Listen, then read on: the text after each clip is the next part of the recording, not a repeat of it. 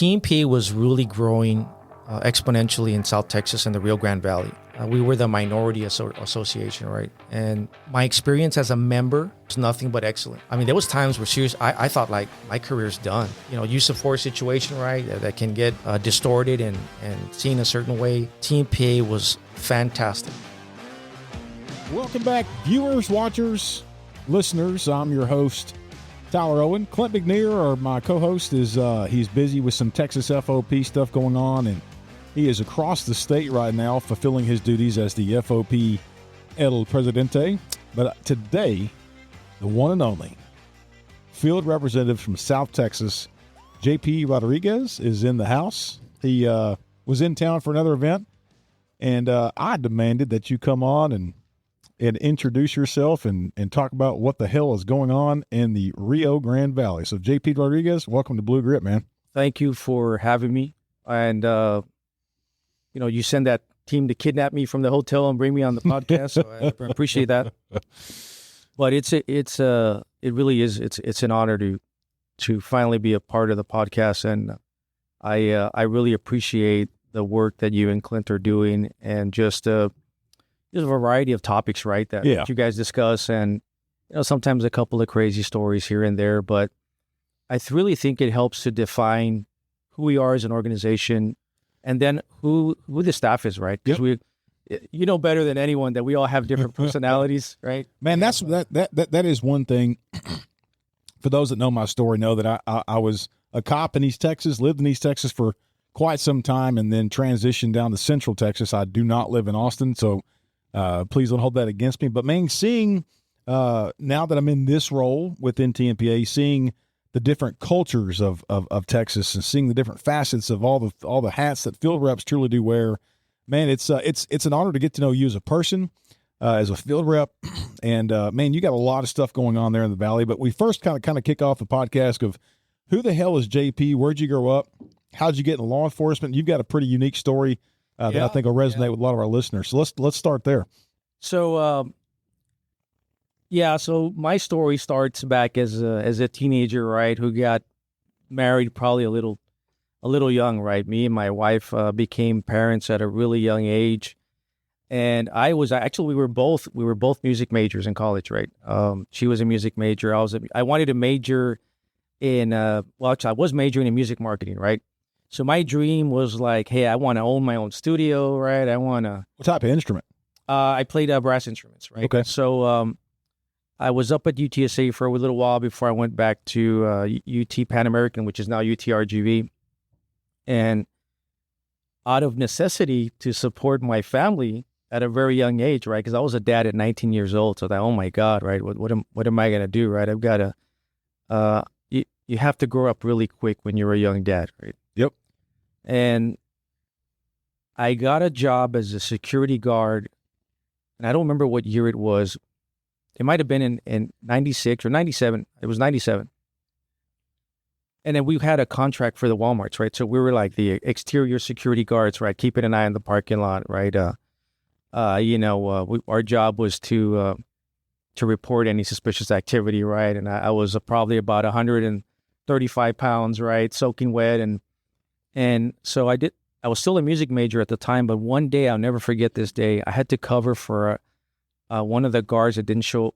He was called in sick or something at the Westlaco Walmart. And I'm standing out there. It was cold weather, and I'm just thinking about life. And a Westlaco Police Department patrol officer named Ted Walensky drove by, and he made an effort to stop and just kind of BS with me. And we just started talking, and he said, hey, man, he's like, would you be interested in applying for a entry-level police officer? I was like, no. I was like, no. I just wasn't interested in the time, right? And so then the conversation, I started talking about, being a young dad and supporting my family. And he said, well, why don't you do this, man? We've got openings in dispatch. He's like, you don't have to be a cop, but why don't you apply for dispatch? He's like, probably more money. Well, it was more money than I was making as a guard. And what really caught my eye was that I remember the conversation, and he brought up the job has benefits, right? Yep. you have insurance, you have vacation leave, sick leave, and that's what caught my attention. And he said it's a full-time job, but they had just cut our hours, so we were working full-time hours. And I remember, I mean, this was a time where we were struggling as young parents, right? I mean, we were struggling, and I said, you know what? I don't have anything to lose, man. Let me go. I think the following day I went in and applied for dispatch, and within a matter of, you got to take a test. Within a matter of like 2 or 3 days, I got a job offer as a dispatcher. So I thought, okay, right, I'll show up to work, do my best. And I kept going to school. And one of the unique things that I really appreciated was we had the option of riding around with the officers on our lunch break. So I made it a point to, I really wanted to know who the men and women were that were wearing that uniform, that we were dispatching to all types of crazy calls, man. That was my first experience with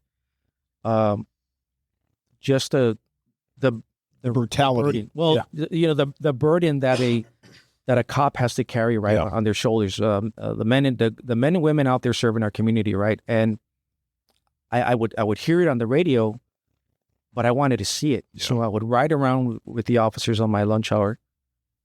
And it just totally changed my perspective of police officers. And I had a lot of great mentors. And the following year, 1998, some of those mentors, they said, hey, man, you want to make a better life for your family?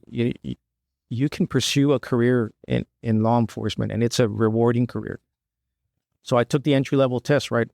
Didn't have my peace officer license. And at the time, what they would do, if you scored top 3, and you weren't certified, they would sponsor you. And some agencies still do, but it's usually contractual, right? So I took the written test, scored top 3. I took the physical agility test, scored top 3. So I think I came out 3rd out of like 40 some applicants. So they sponsored me to go to the academy, and I remember very clearly the conversations were from the command staff where you're going to transition from a dispatcher to a police cadet. And your job right now is to pass the academy. If you don't pass the academy, you're out of a job. So there was a sense of urgency there, right? But it was super exciting. I just really thought, I really grew to admire the men and women that I got to work with as a dispatcher. And I thought, here's my opportunity, right? Not just to make a better life for my family, but to serve my community, right? To really make a difference. Yeah. And I'll tell you, one of the things I saw, and I still remember riding around as a dispatcher, seeing things like a police officer showing up to a call for service. That's non-law enforcement. That's non-enforcement, right? A little old lady with plumbing issues, and the officer would make time to help that little old lady fix her a leak under the sink or something. And just, it really changed my perspective of what I saw, maybe either through Hollywood, right, or through the lens of Hollywood, or through the lens of mainstream media. To, oh man, this is a really honorable profession, right? Yep. And some of those mentors that I had back then in 1997, 98 are still really close friends today. Yeah. In 2025. So and the rest is history, right? I went to the police academy, graduated, and transitioned from police cadet to entry-level police officer. And I was at my first agency about, I don't remember how long it was. Maybe it's about 10 years. And then I left my first agency and went to work on a drug task force. I went to work with the HIDTA task force under the umbrella of the Hidalgo County District Attorney's Office. And let me tell you, man, I mean, that was just, I was oblivious. And I mean, oblivious to the amount of drugs coming in through the U.S.-Mexico border, right? Yep. And it was great. It was an awesome job, so but it also was very demanding, and it was also difficult to maintain. It's hard to be a family man, doing that kind of job. You know this. You were a TFO, right? Yep. And it's very similar, right? It's well, because you get those phone calls at 2:00 in the morning, and you got to answer those because potentially the CI or informant could be in a situation where it's life or death, especially there on the border. Absolutely. And you had a couple of those. You had a couple of people that reached out, and there was life or death situations that you helped. And you look back on it now, and you're thankful you did. But it does take away from your family time. Yeah, and that's exactly right. You're absolutely right. The CI would call hey, I need some help. Like, what's going on? Well, and I went to meet with a drug trafficking organization, and like they want me to go now. They want me to go pick up a load. Like, dude, what are you doing on your own? First, and then you have to call your coworkers, right, on the task force, and you have to set up a surveillance op, and you're thinking, is this a legitimate call,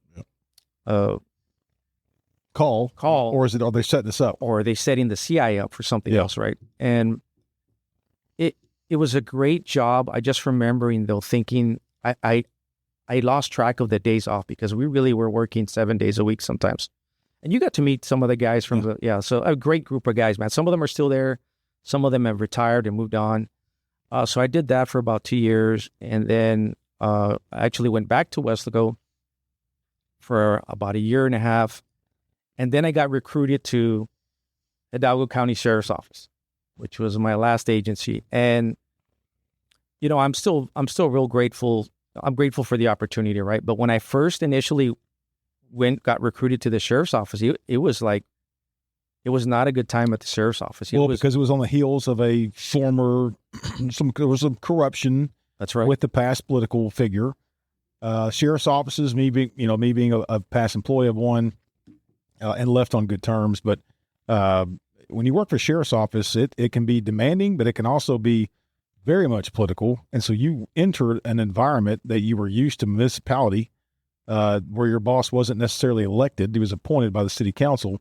There's a lot of weight that carries on with sheriff's deputies and sheriff's office employees. Talk about your interaction and that transition period from a city municipal police department to a sheriff's office, and what a reality check it was.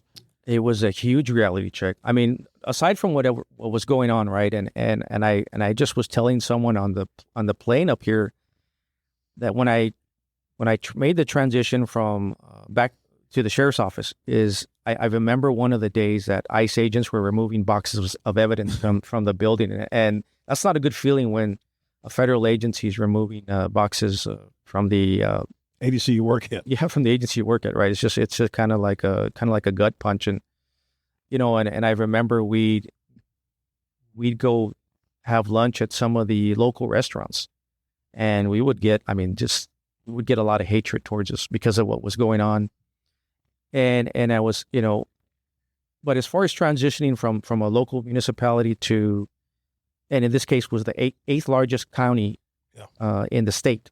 Out of the 254 counties, you're talking about the eighth largest county, close to 300 deputies on the law enforcement side, 400 in the jail, 100 administrative staff, like just a huge agency, just a different perspective, right? And the way I described it with a lot of my friends was, it was like being a city cop on steroids. Yeah.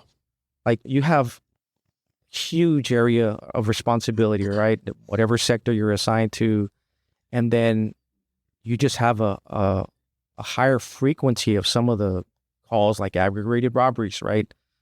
Some of the homicides, right? Some of the all the other things that are happening in the rural areas. So it took some adjusting, and I was fortunate enough that going back to opportunity, right? And that's been such a blessing for my family.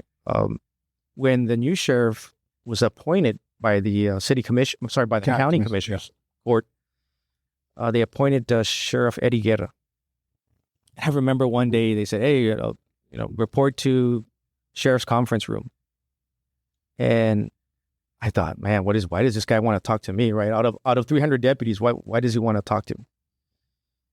And I remember that day, and I was super nervous, and I didn't know why he wanted to talk to me. And he sat me down, and one of the first things I remember him saying was like, you have prior PIO experience, right? I said, "Yes, sir, that's correct. I was a PIO for a short stint at my first agency, no training," right? Yeah. It's kind of like, and I'll tell you how that happened.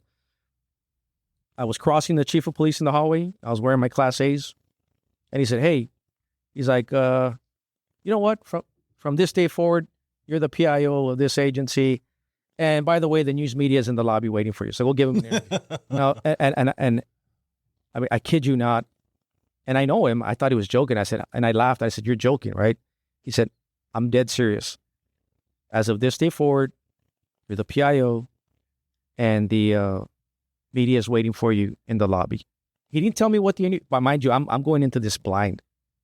So I actually peeked around the corner and I saw the cameraman and the reporter waiting with their microphone. And I just about, that was a scary moment. Yeah. I was going to use another colorful language, choice of words, but you got thrown into the fire. True story, man. I went into the restroom, one of the single restrooms, and stared at myself in the mirror and said, what in the world am I going to, why would he do that to me? Right. Yeah. And after panicking for about 5 minutes, and this is where I think a lot of what we do as cops or really in life is just situational awareness, right? Mm-hmm. And we have to find a way to get things done, no matter how complicated, no matter how difficult. And I feel like being a cop blessed me to think on my feet, right? So I looked at myself in the mirror and I said, how can I deal with this situation? And I said, well, I know that I can't see anything without my glasses. So I took my glasses off and of course I see real blurry without my glasses. And I walked out and met the reporter and I met the cameraman with one of those giant, cameras. Old school. Yeah, one of the old school ones. And I said, what do you want the interview? It was something about, there was a bunch of cars that had been burglarized and, people had called and complained. So we went outside, did the interview. Not being able to see the reporter or the cameraman actually helped me. And I share that story when I talk to groups, whether they're students or other officers, and I tell them you have to improvise, you have to think on your feet, and you have to deal with the situation because it's not going to go away. Well, that day the sheriff asked you about that, you obviously thought on your feet. Yeah. Well, that was the chief of police. Right. But I'm saying, like, moving forward. Yeah, moving forward. Many years later, the sheriff brings you down and says, hey, you had PIO experience at your other agency. That's right. And then what was your response to that? Well, I knew where this was going. And so being the PIO can be really stressful. And the way I describe it is I tell the story that when he asked me that and I said yes, and then his next response was, I need your help and I need you to be my PIO. And my mind was saying no. My mind was saying no way, right? Like, you've been through this before. It's not fun. You know how toxic it can be sometimes being a PIO. But my heart said, this man's genuinely and sincerely asking for help. So I've got to help this man, right? And I'll never forget, he said, I need your help to regain the trust of the people. And I need your help to turn this agency around, because that's what I want to do. And I want to make this agency the premier agency of the county in South Texas. And I felt that his words were genuine and sincere. And even though my mind was telling me, like, right? My heart said, yeah, I got to help this guy. And he told me, he was very blunt and very clear. He said, R. Kelly started a song that way. My mind's telling me no. Yeah. Well, I was going to sing it, but yeah. Yeah. So he tells me very clearly, there's no additional pay. Yeah. There's no promotion. You're doing this on a voluntary basis. And I thought, wow, that just makes it that makes it sound sweeter. Well, that makes maybe not sweeter, but yeah, And I said, you know what? Yeah, I'll help out. I said, you tell me what you need, and I will be the PIO. Well, again, oblivious to the scale of work on the local level and PIO for the 8th largest county for the state. Yeah, it was just like on steroids, man. Yeah. I mean, we had to restructure the way we were disseminating information. And I also was a Crime Stoppers coordinator. We actually had to write policy for Crime Stoppers coordinators. So we had to change a lot of stuff, right? And we had to change a lot of stuff. And one of the things I really admired was that we would have these conversations and they were along the lines of, we're not going to hide anything from the media. Like, we're going to be the first, right? There's a malfeasance issue. If there's if there's something that happened and we're going to share the good, but we're also going to share the negative stuff. And we're going to be the first to do it. And we're going to control the messaging and the narrative. We're not going to let somebody distort that, right? So transparency was key, right? And I really appreciated that. And I still think to this day that I don't believe in coincidence, right? I think God, I really do. I think God gave me that opportunity because it opened up other doors for me. politically. Fast forward to about 2016, I was involved in some of the local races and helping good people get elected. And I had somebody approach me and say, well, when are you going to run for office? And I was like, what are you talking about? Like, that's crazy talk. It's crazy talk. Like, I'm not qualified, right? I'm not knowledgeable enough to hold elected office. I just don't feel like I'm ready for that role. And then I had another person approach me, and then another person approached me, and this encouraging me in a positive way to, hey, you should think about running for office one day. And that's what I did in 2017. I ran for city council there in the city where I live. Didn't plan on winning. That's for sure. Didn't plan on winning. I thought I'll get my name out there. Second go around, I'll try to take it right, and we'll see once the dust settles, right? We'll see where we're at. When I would knock on doors, and I was block walking, right, and I was knocking on doors, people seemed startled because, like, you're that deputy that comes out and reports crime on the news. And I was like, yeah, I'm not here. Like, they're like, are y'all going to raid my house? I'm like, that's not what I'm here for. Like, I'm wearing shorts and tennis shoes. Like, here's my push card. I'm running for office, right?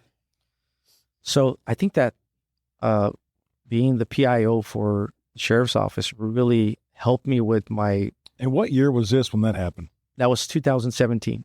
And whenever you became the PIO for Hidalgo County? No. That was probably a few years before. It might have been 15, I think. Okay. I think it was 2015. And at some point, were you ever the POA president for Weslaco?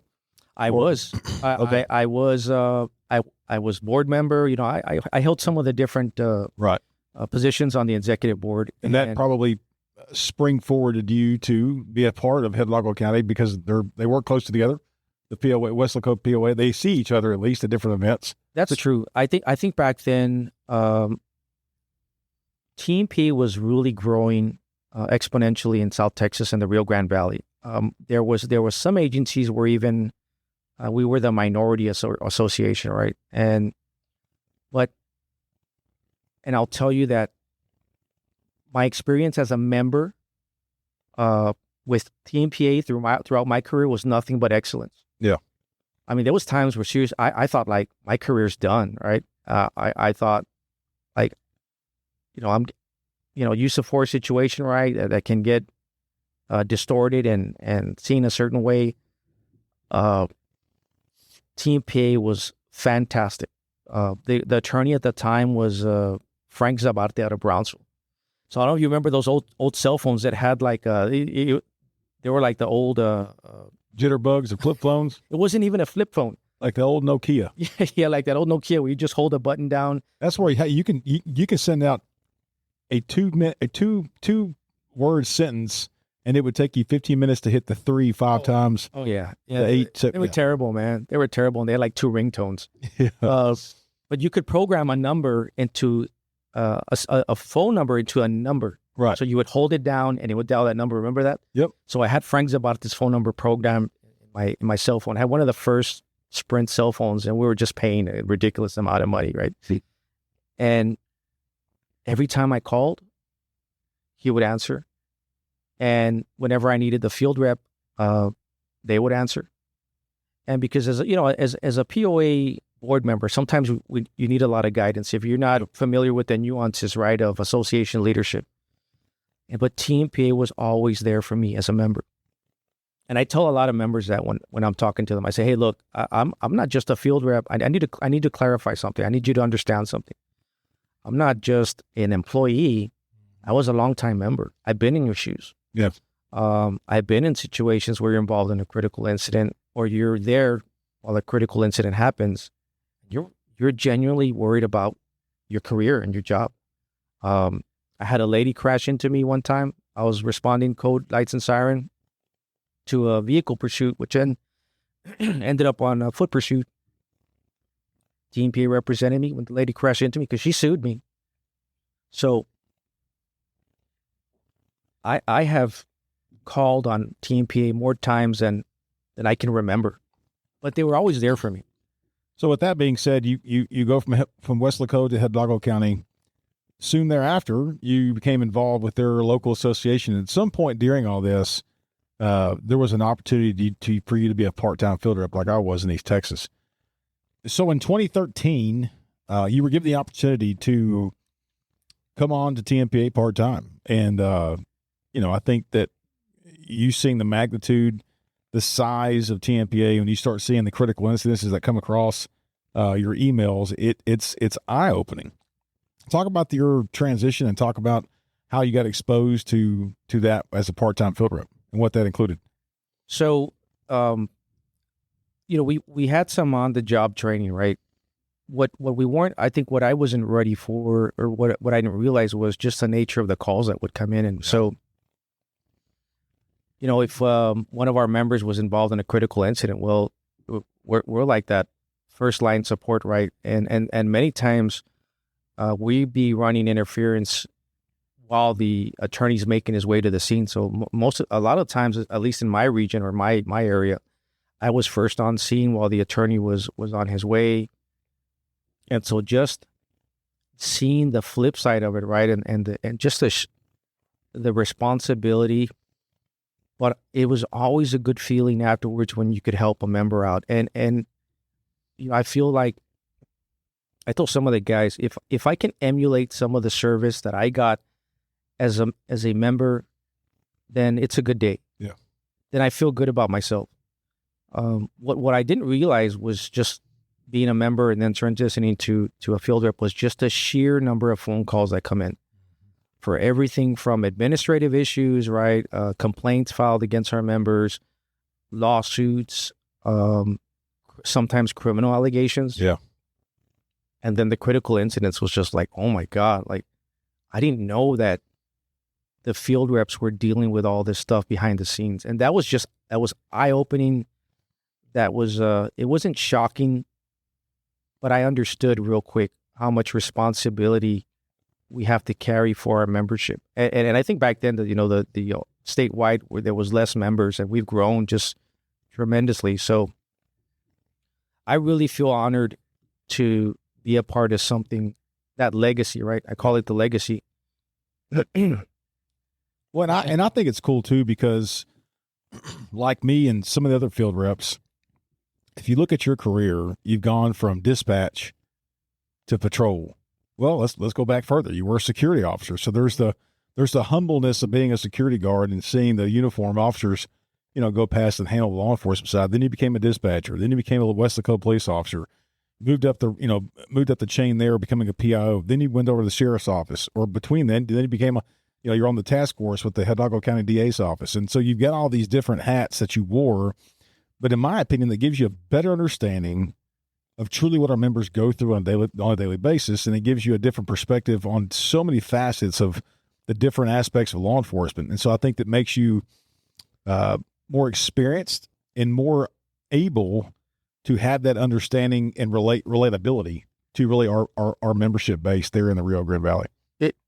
100% it helps to understand when a member calls in what they're dealing with. I also did 5 years in CID, so I understand, like some of the calls we get might be a detective dealing with a poor job performance allegation, right? Because they didn't submit cases on time to the DA's office. So I understand all that because I did that for several years. It doesn't make me better. It just makes me have a clearer understanding of what they're dealing with. Yeah. And I really think that the team of field reps that we have, yourself included. Yeah. I think we're such a diverse background. Yep. That is our strength. Yeah. I never did internal affairs. I was never a canine, but we have guys that have done stuff like that. Yep. It's like the A-team. When we all unify, it's we just need the van. What the hell was that cartoon when we were kids? It was like they were all like they had their own identity. They had water, spirit. Oh man! I jokingly said that the other day. Layton area, the Southeast Texas field rep. We were joking around and we were joking about whose icon would I would I be the water or spirit? And it's a cartoon that was out when you and I were kids. But Wasn't it like Planet something? Yeah, I think so. Yeah. I think so. But back to your point, you're right. I think that Clem McNear says it best. That this organization, whether it be field reps, whether it be membership, whether it be executive level, there's a certain recipe here that's a recipe for success, and it's often imitated, but never duplicated. And I think that's the reason why we truly feel like a big family. I mean, my own kids look at you guys as uncles, and that's the cool part about being a part of this organization. And it's cool getting to know you just as a person, but also as a colleague. Yeah, and then you add the fact that you were a city council, and then that adds another perspective to truly kind of what the city council person is thinking, and a unique dynamic.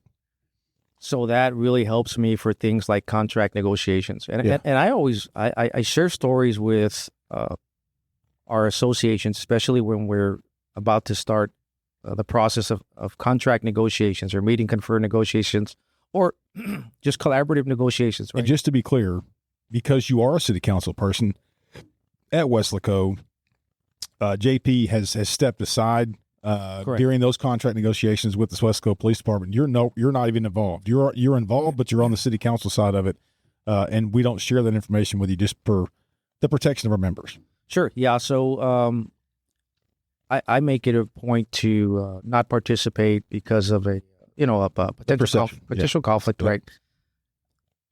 But with the other associations, I don't want them to just participate in the process. I want them to learn, because they may be the next generation of field reps for Tmpa. Yeah. I may retire one day, 5 years from now, and I want to know that somebody out there is ready to accept the role and responsibility of being the next field rep when we're 60,000 members, right, around the state.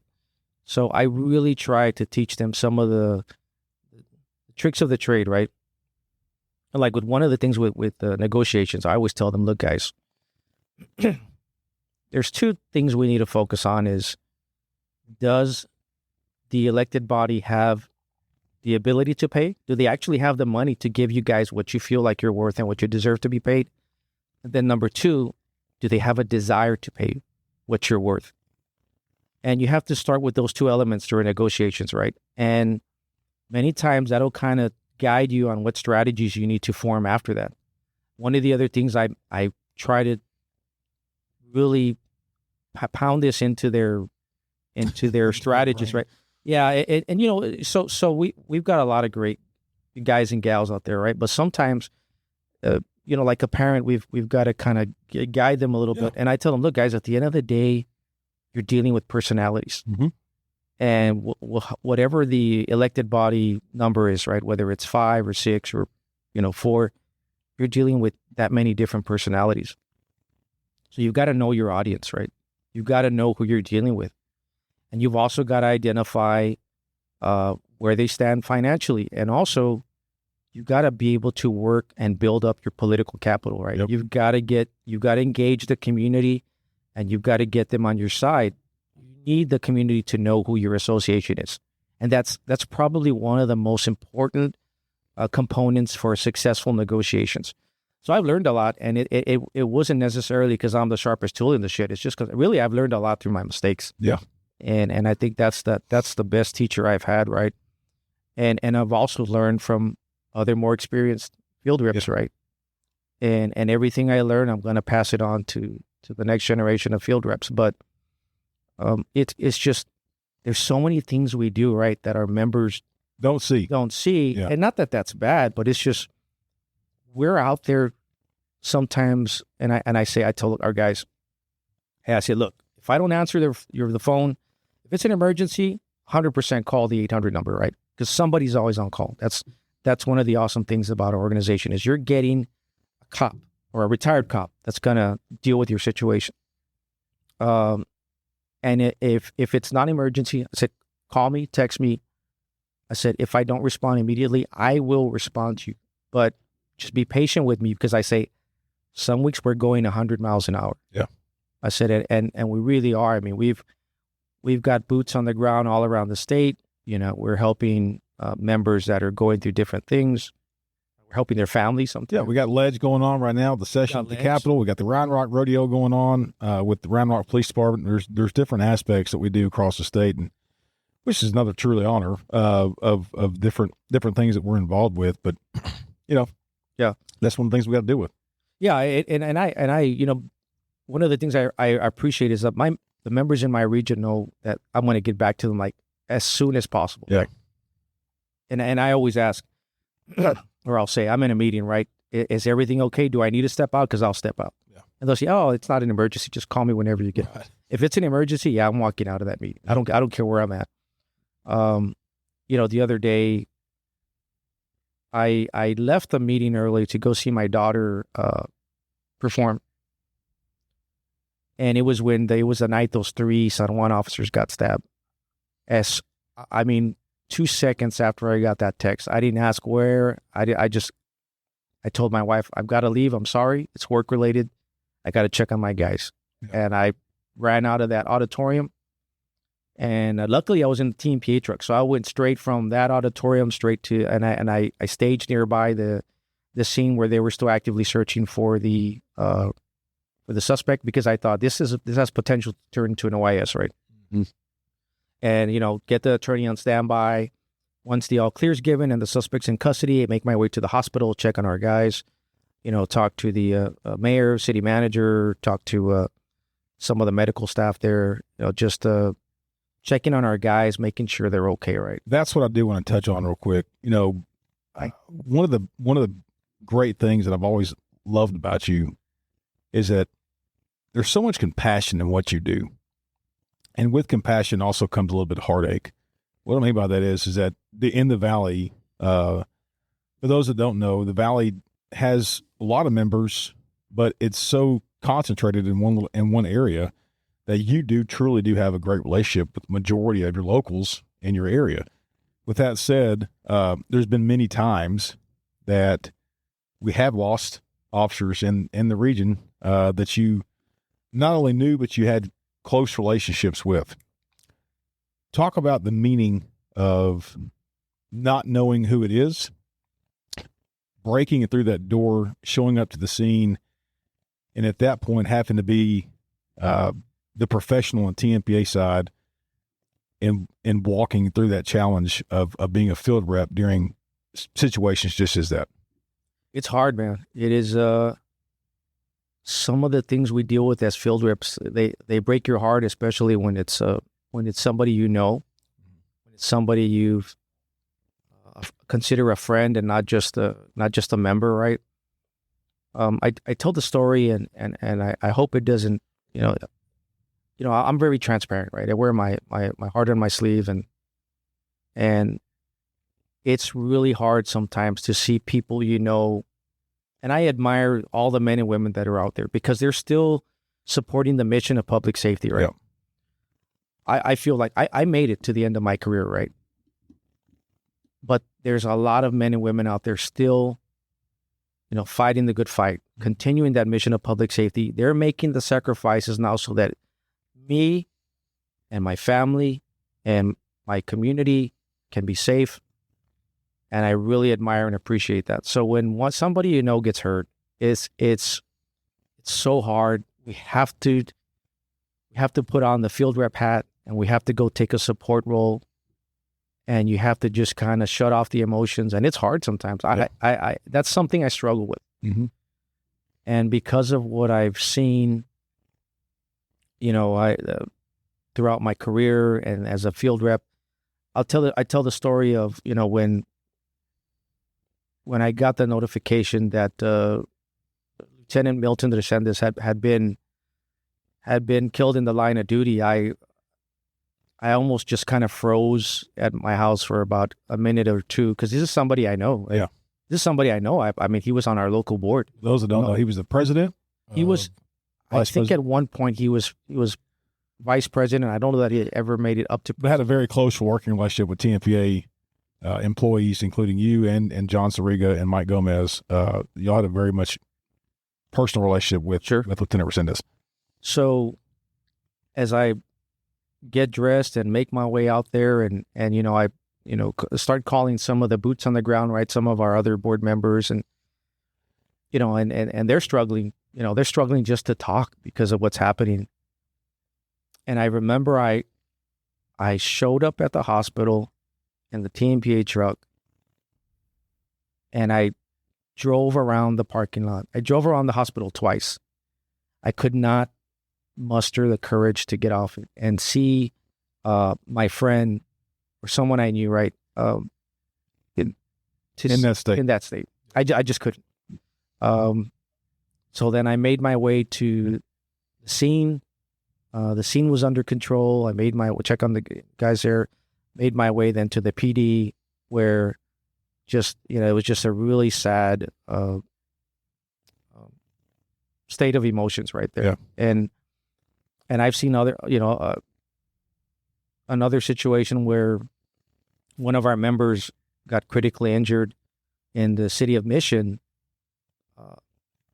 The POA president and I were the first to arrive at the emergency room, and we stood outside that trauma room where they worked on him for about 45 minutes, and that was just one of the most tragic things to see. Right? Yeah. And, seeing more and more, brothers and sisters show up, right, as, from this family, and seeing the hurt that they're going to have to carry now, right, for the rest of their lives. But I think the one thing that I can draw out of those really difficult situations is that it makes me proud to be a field rep. Because as hard as it is for me to process that, I can take a support role to their needs, right?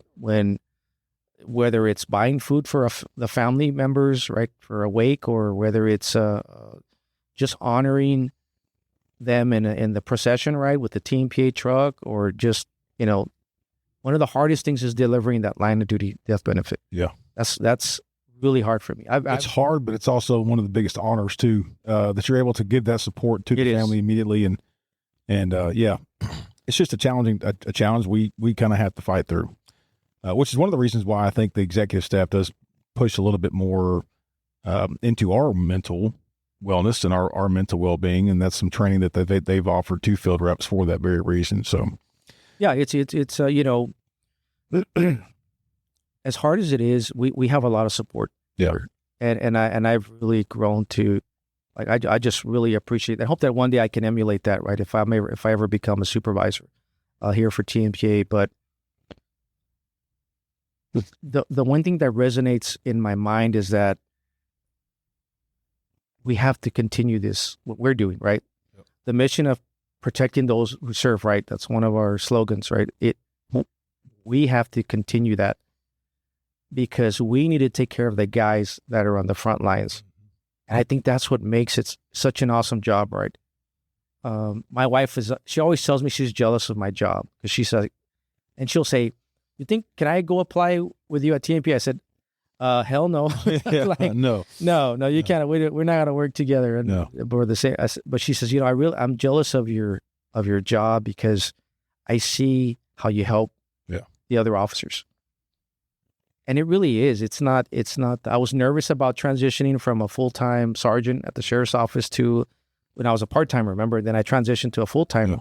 I was nervous about that, because all I knew for half of my life, or more than half of my life, was being a cop. But just from what I saw as a part-timer, say, hey, I have a chance to be a part of something, and something that has just as much meaning as protecting and serving your community, right? Now I'm in the role of protecting those guys who are serving, the men and women, right? And it's hard to articulate and describe with words until you actually see it and experience it. But like you said, it's really hard to deliver that line of duty death benefit check, but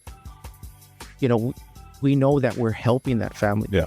And that's a good feeling that I can be a part of something bigger than myself, right? Yep. That I can be a servant leader. And it's pretty cool, man. I remember the first days as a field rep just being nervous around the guys, right? Having met some of the characters, right? Because we can be some misfits sometimes. Yeah, for sure. And we can be pretty funny when we have a good sense of humor, and we know when to tone it down. Yeah. And serious when we have to, right? So it's great.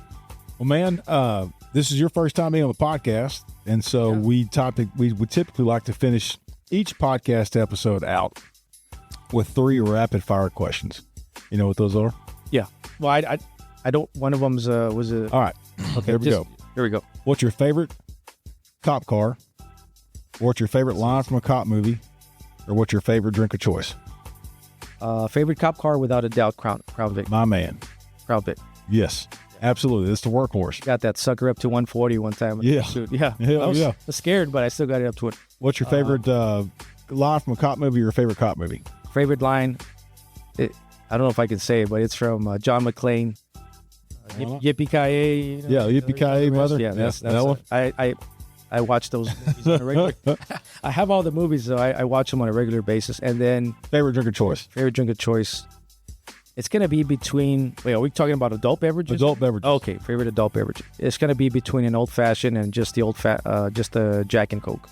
Jack and Cokes are good. Yeah, Jack and Coke got me through a lot of some rough times. Yeah. Which is not good either, because No, it's not. It's not. But, sometimes they're warranted and sometimes they're needed. So Yeah. I can't thank you enough for coming up, being on the podcast, man. For those that don't know, man, JP's super busy. Newly grandpa, and you're not expecting any more, I don't think. I actually have my gut instinct tells me there's going to be more grandbabies in the future. But I tell my wife, I feel old a lot of days, right? Yeah. I feel old just from injuries and stuff I've been through. But for the longest time, you've got 3. So for those that don't know, he's got 3 girls. yeah, Our other part-time, our other full-time field rep has got 3 boys, and so always the hidden agenda and joke was that the Ganeri and Rodriguez family were going to end up together, and we were going to have some soulmates. That doesn't look like it's on the horizon, but who knows? With the amount of grandbabies that the Ganeri family spitting out, you never know. You could have a Ganeri Rodriguez matchup. I have a sign outside my house that says no Ganeris allowed. Yeah, like the Ghostbusters. Yeah, no Ganeris allowed. No Ganeris allowed. That's funny. Yeah. Well, man, I can't thank you enough for coming up. It's been an honor. It's been an honor getting to know you the last couple of years, since 2017, Cheers. since I came on. You did some phenomenal work in South Texas, and continue to do down there. So, man, our thoughts and prayers are with you all the time. I appreciate it, man. So, well, this about wraps this up. Again, we're with Field Rep JP Rodriguez, also City Council member with the City of Weslaco. And Years. you guys take care, stay safe. God bless you. And as always, may God bless Texas. We're out.